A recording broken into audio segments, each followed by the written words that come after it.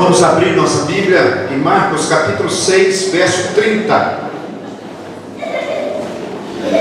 E nós vamos começar essa mensagem assistindo um pequeno vídeo enviado pelo pastor Elias para mim esse começo de semana.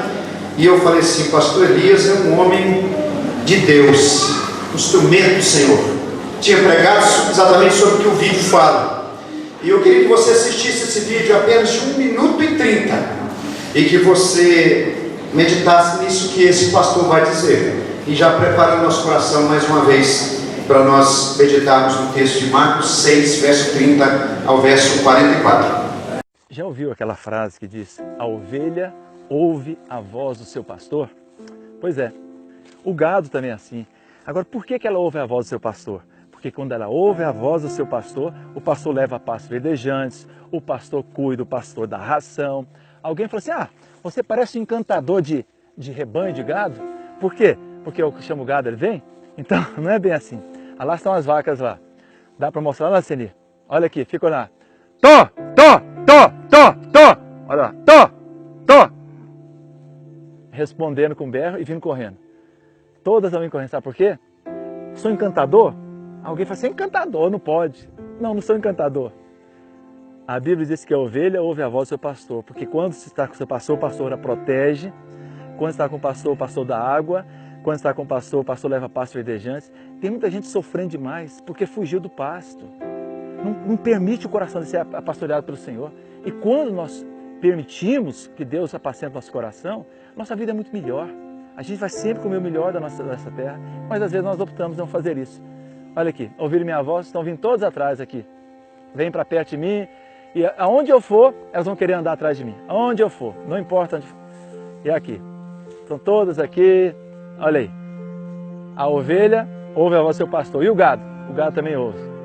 E é maravilhoso que nós podemos confiar no Senhor. Pensa sobre isso. Que Deus te abençoe. Em nome de Jesus. Uhul. Olha aí, meninada.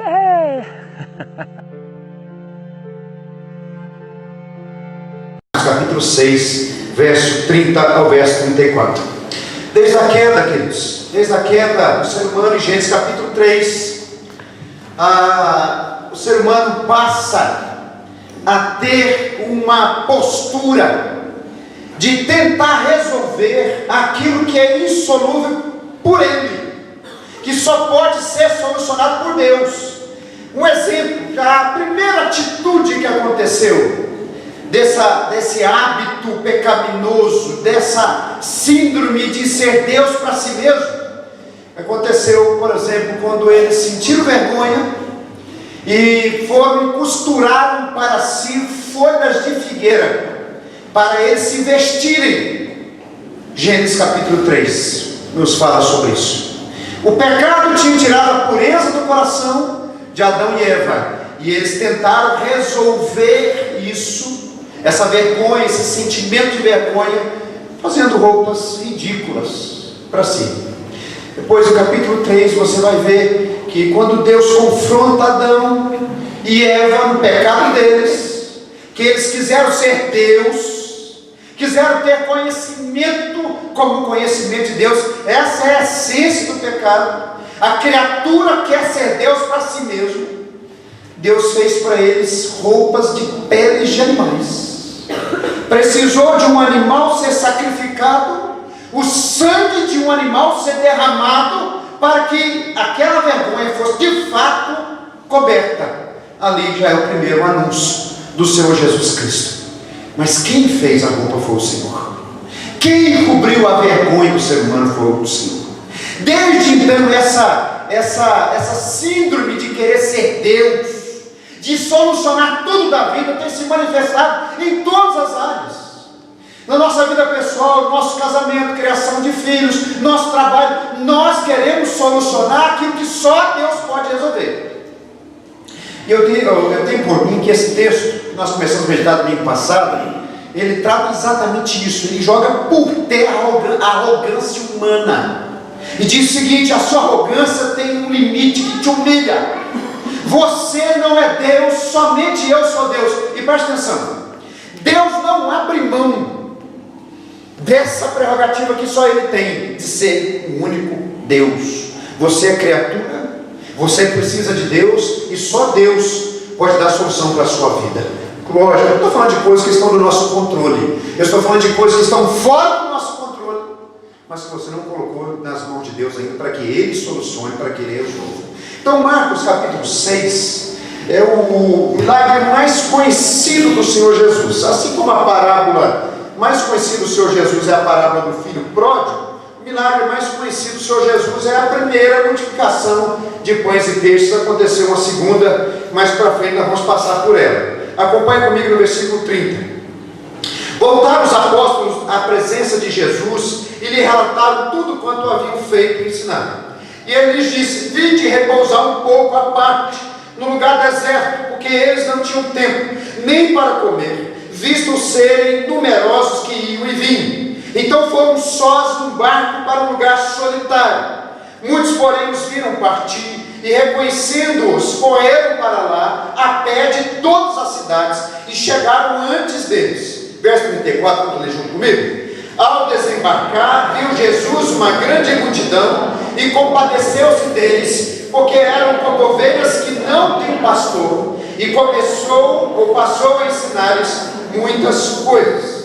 Declinando a tarde, vieram os discípulos a Jesus e lhe disseram, nós meditamos até o verso 34 em diante hoje: é deserto este lugar, e já avançada a hora, despede-os, para que, passando pelos campos ao redor e pelas aldeias, comprem para si o que comer.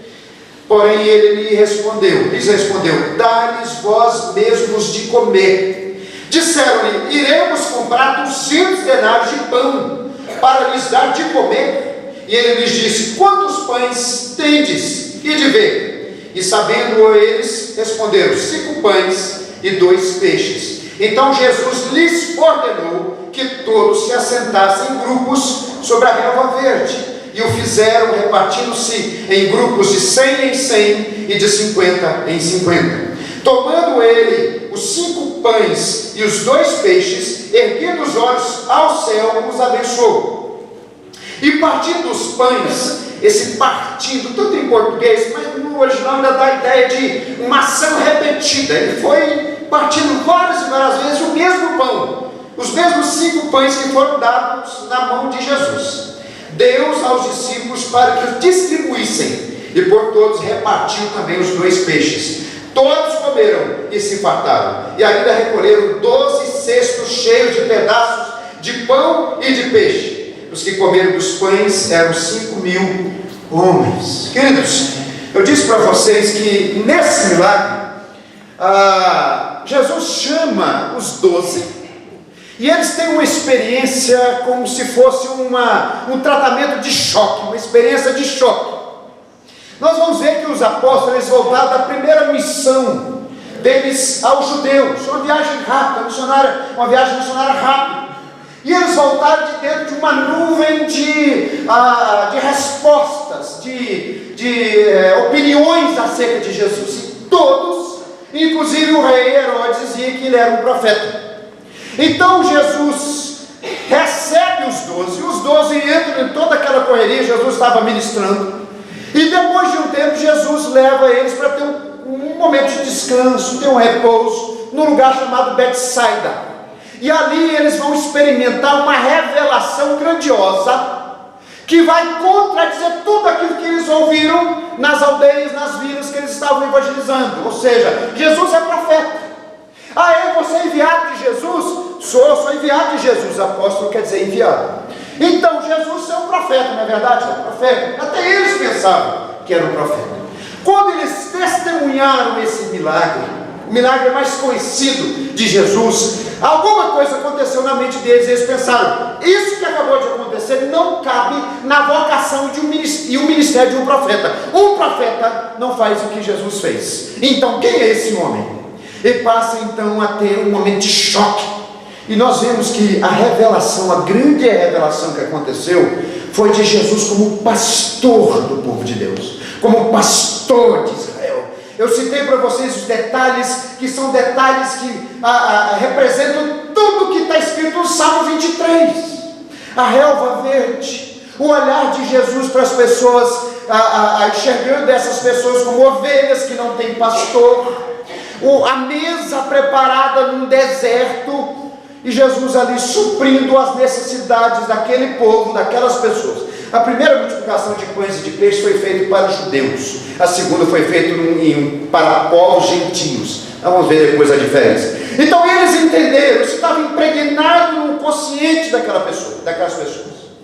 Ao fazer tudo aquilo que Jesus fez, e multiplicando pães e peixes, suprindo a necessidade daquelas pessoas, o entendimento que Jesus queria que elas tivessem, que ele estava ali representando exatamente o Salmo 23.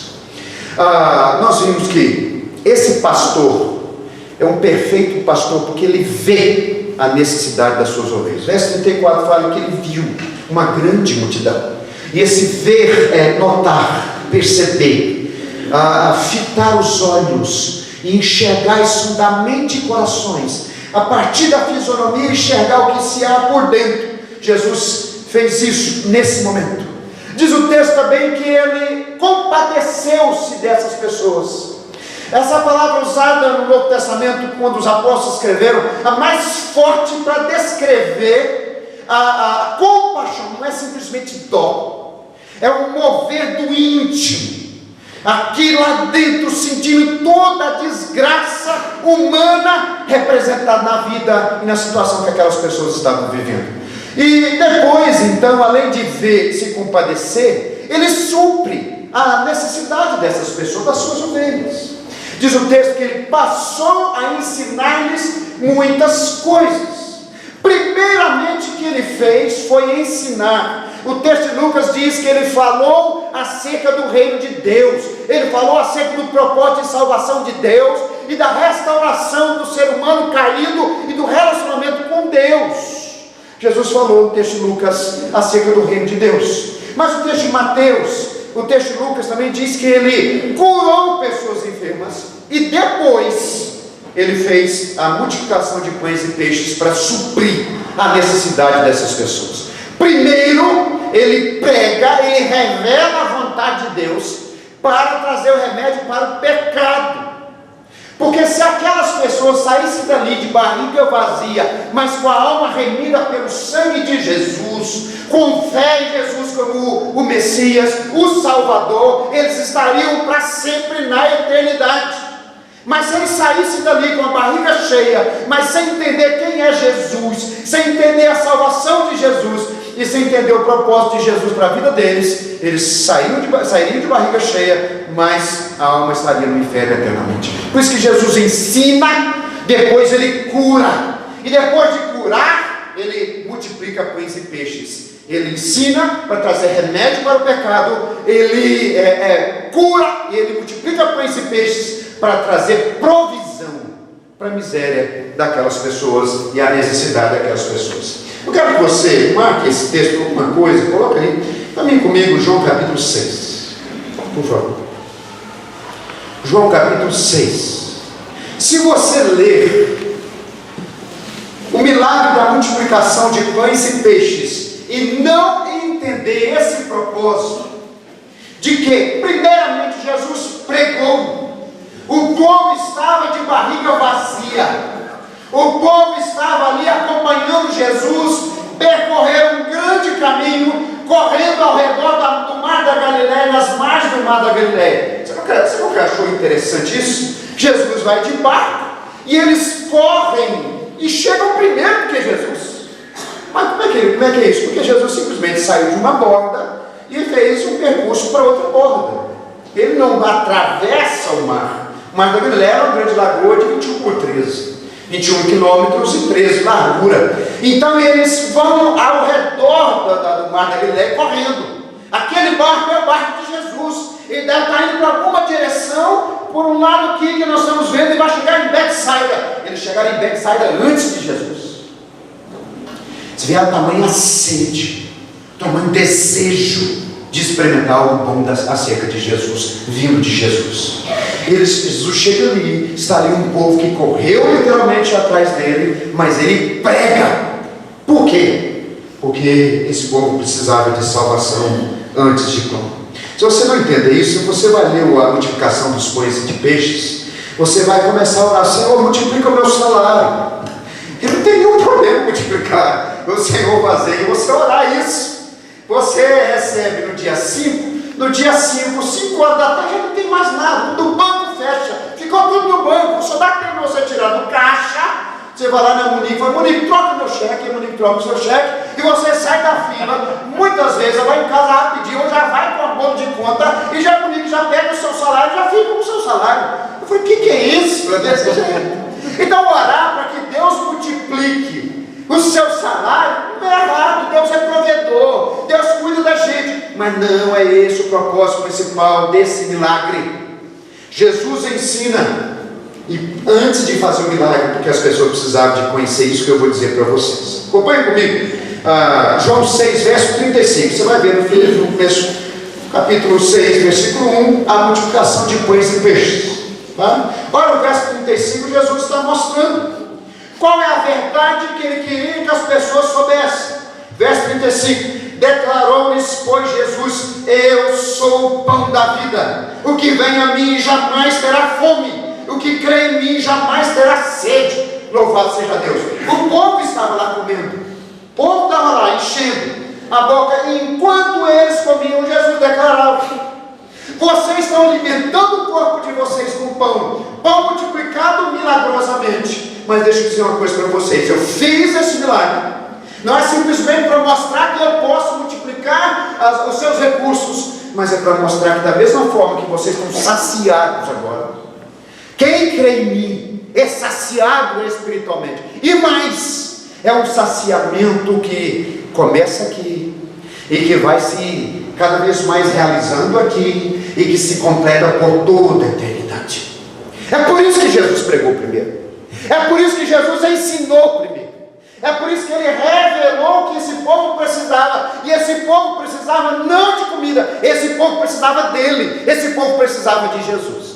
Nós estávamos aqui sexta-feira orando, e nossa oração foi baseada na segunda parte, no texto de Colossenses, quando Paulo vai orar. Ele está preso em Roma, na primeira prisão, e ele vai orar pela igreja de Colossos. Ele fala assim: estou orando para que vocês transbordem do conhecimento da vontade de Deus, para que vocês vivam de modo digno da vocação que vocês receberam da parte de Deus, frutificando em toda boa obra, para que o Senhor seja glorificado. Paulo está numa prisão, orando para uma igreja longe de onde ele estava, e o que ele pede? Senhor, esse povo precisa mais de ti, esse povo precisa do Senhor. Transborda esse povo de conhecimento da sua vontade, transborda esse povo do conhecimento da sua graça, do seu amor, da obra do seu Filho na cruz. Ele está clamando pela igreja.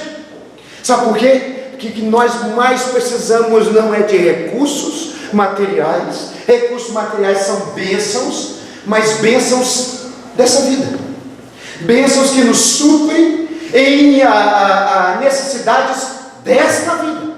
Mas quando nós conhecemos quem é Jesus, quando nós conhecemos tudo aquilo que Ele realizou em favor de mim e de você, nossa vida é suprida por algo que não é apenas para essa vida, mas que perpassa essa vida e chega e ancora na eternidade e te leva para lá como habitante dos céus agora. É por isso que Jesus disse: eu sou o pão da vida. Como? Se alimenta da minha revelação, se alimenta de tudo aquilo que eu sou para você. Verso 47, olha só: em verdade vos digo, quem crê em mim tem a vida eterna. Tem, é uma realidade, é uma experiência. Não se consuma nessa vida, mas se inicia no seu caminhar com Jesus. Ainda no versículo 48, eu sou o pão da vida. Volta para o texto de Marcos, aí você entendeu o propósito, porque Jesus prega, depois ele faz milagre, porque esse povo precisava entender. E o próprio texto de João capítulo 6, Jesus fala: vocês vêm até a mim, não porque vocês creram nos milagres que eu fiz como Senhor, como Messias, como ungido de Deus, vocês venham até mim, porque vocês encheram a barriga. Aí Jesus fala: trabalhai não pelas coisas dessa vida, não pela comida dessa vida que estraga, que perece, mas trabalhai por aquele alimento que meu Pai dá, que dura toda a eternidade. Jesus então confronta esse povo, porque esse povo recebeu o milagre, porém não entendeu a verdade por trás do sinal. Deixa eu explicar uma coisa para vocês. Nós estamos no Evangelho de João aqui, nós vimos que João, ele, quando vai falar dos milagres, ele usa uma palavrinha técnica chamada sinal. Sinal não é apenas a realização de um milagre para satisfazer uma necessidade da pessoa ou de um grupo, mas é um milagre com um propósito espiritual. É como se fosse uma ilustração de uma verdade. Aquele povo comeria do pão e entenderia que Jesus é o pão que satisfaz a alma da pessoa, assim como aquele pão satisfez aquele desgaste físico. Estavam exauridos de fome, e eles comeram pão, comeram peixe, se fartaram. Assim eles também se fartariam quando crescem em Jesus. Se você não levar isso para casa, você vai labutar, você vai correr atrás das coisas, você vai virar a noite sem dormir, você vai trabalhar igual um louco, você vai correr atrás de coisas que só ficam aqui, mas que não dá a você nada de eternidade, nada de significado espiritual, nada de duradouro, é apenas daqui. E você vai chegar ao final da sua vida e vai ver quanto tempo você perdeu, porque Jesus supre você. Isso não impede que você trabalhe e se dedique, mas que Ele te libera para que você busque o necessário, e o necessário são as coisas espirituais para a sua vida, para a sua alma. Então o milagre da multiplicação dos pães e de peixes é um milagre que te leva a entender que você precisa de Jesus, como você precisa de comida. Você precisa de Jesus. Agora volta no texto de Marcos, e você vai ver aqui uma outra questão. Vocês lembram que os apóstolos voltaram de dentro de uma nuvem de opiniões? Jesus é o profeta. Só que tem um detalhe que eu queria que vocês vissem. Eles não voltaram apenas de uma nuvem cheia de opiniões, eles voltaram com uma aura de super-herói na cabeça. Sabe aquele círculo aqui? Entendeu? Aquele negócio que fica assim, né, redondinho aqui em cima, brilhoso. Acompanhe comigo no capítulo 6. Olha esse detalhe, versículo 12. Olha só o que diz o texto. Então, saindo eles, pregavam ao povo que se arrependesse. Expeliam muitos demônios e curavam numerosos enfermos, ungidos com óleo. É esse povo que prega, esses 12 que pregam, são esses que expulsam demônios, são esses que curam numerosos enfermos, que voltam até Jesus. E Jesus leva eles para um lugar e ali multiplica pães e peixes. Sabe o que está acontecendo aqui? Imagina só, eles estão voltando de uma viagem, a primeira viagem evangelística deles. Gente ouviu, gente se arrependeu, demônio foi expulso, demônio veio, e eles, no nome de Jesus, expulsaram o demônio. Eles nunca tinham experimentado isso, só tinham visto Jesus fazer isso. Jesus deu autoridade a eles, eles usaram a autoridade no nome de Jesus, e até doenças foram curadas. Aí imagina só os discípulos. Se fosse eu voltava assim, pensa num cara que faz milagre. Eu voltava assim, cheio igual um pombo. Chegou um pombo. Pensa no homem que expulsa demônio. Capeta chega perto de mim, já sai, eu esfrego o chifre dele no chão e ele vai embora. É assim que eles voltaram, gente. A gente ri, porque fica imaginando, mas nós rimos, mas eles voltaram assim. Se você acompanha a trajetória dos discípulos, você vai ver que eles, até o dia de Pentecostes, esse povo era um povo instável, cheio de altos e baixos. Eles voltam com aura de super-herói. Curamos sim, expelimos demônios. Jesus trouxe isso, dá de mim, é só você falar. Está dando conta não, Jesus? Põe na minha mão que eu faço. Um rapaz da Universal, eu repreendi o demônio não saiu no nome de Jesus. Eu falei, então você vai sair no meu nome. O demônio saiu. É sério, gente, na internet, ficou sério. Jesus precisava desse homem que nem o nome de Jesus bastou, o nome do pastor foi a causa da expulsão do demônio, a autoridade do nome dele. É certo, o pessoal viu aqui, já mostrei isso para vocês. Então os discípulos voltam. Jesus então intencionalmente coloca eles nessa situação, sabe para quê? Para que eles vejam que eles não são nada, que eles sem Jesus eles não são nada e não podem fazer nada. Se você olhar aqui, olha o que aconteceu, preste atenção, olha como é que eles vão perdendo toda aquela postura de super-herói. Olha o versículo 35. Em declinando a tarde, vieram os discípulos a Jesus e lhe disseram: é deserto este lugar, Senhor, e já é avançada a hora, você está delongando demais na mensagem. Despede esse povo para que, passando pelos campos ao redor, pelas aldeias, pelas vindas, pelas padarias, pelas lanchonetes, compre uma esfirra, compre uma pizza, compre um açaí, para que eles comam. Eles estão usando sabedoria humana diante de uma realidade em que esse povo precisava ser suprido, mas eles estão aqui dando solução humana, na sabedoria humana. Assim, eu acho que é melhor só mandar embora, porque daqui a pouquinho começa a fechar a venda do São João, e esse povo não vai encontrar a venda do São João aberto para comprar aquela sacola de pão sovado, aquela bexiga de salame, e rasgando aquilo pela estrada. Isso é sabedoria humana, isso é tentar resolver aquilo que não tem solução, que só Deus pode resolver. Sabe quando eu entendi isso?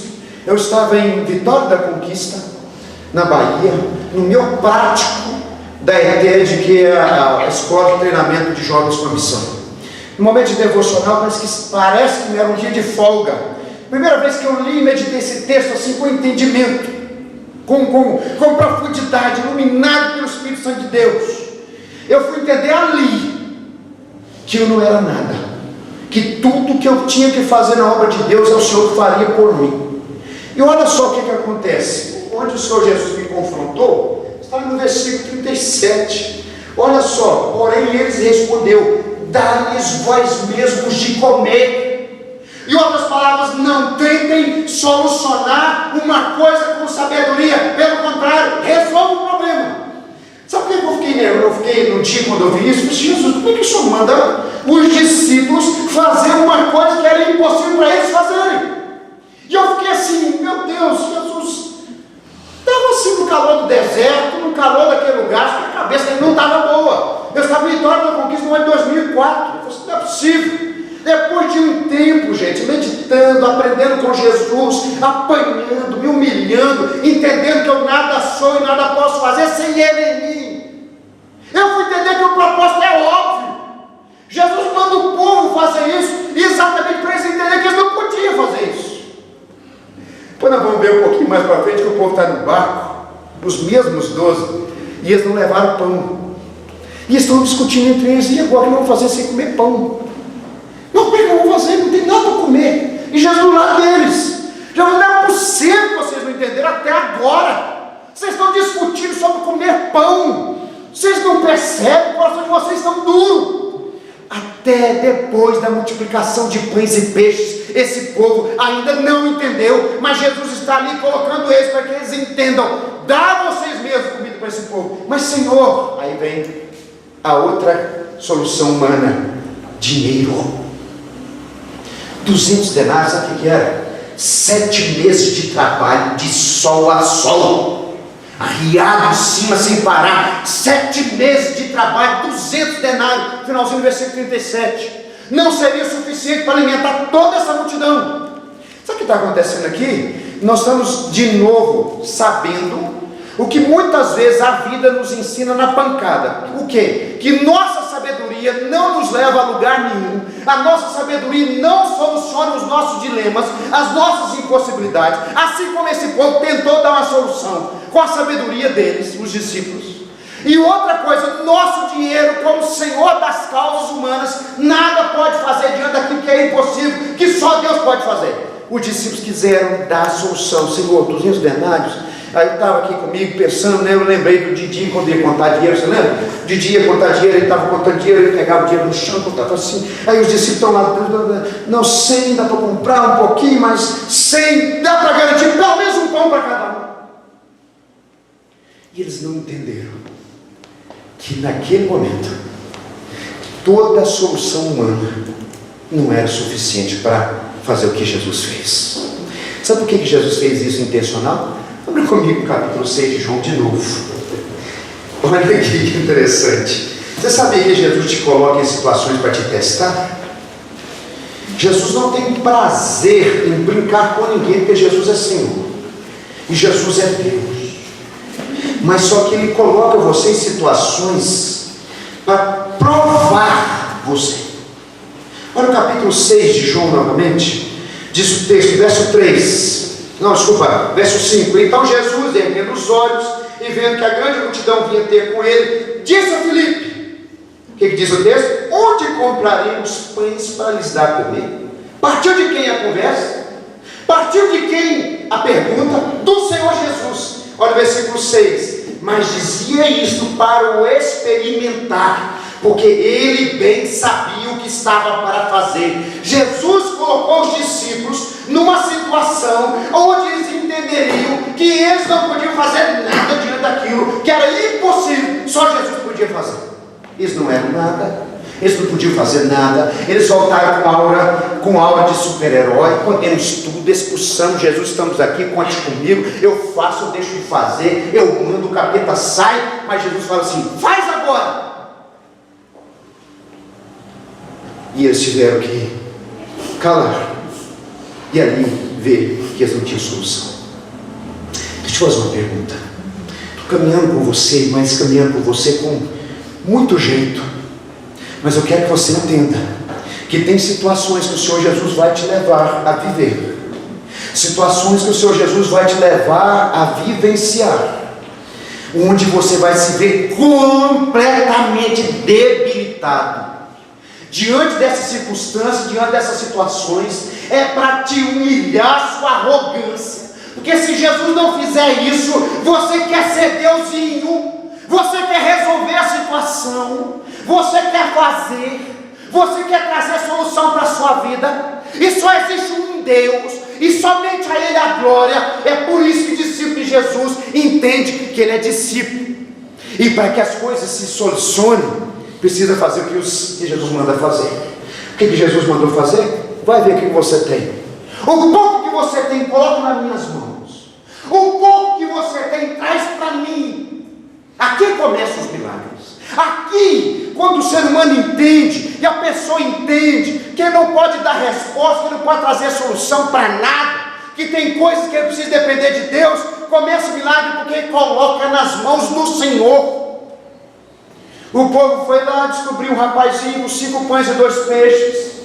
Ô menino, me empresta esse negócio, depois eu te pago.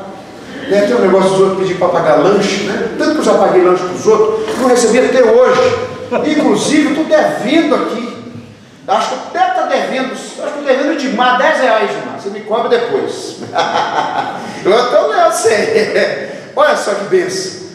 Gente, o chegaram para o menino e falou assim: me empresta esses 5 pães e esses 2 peixes.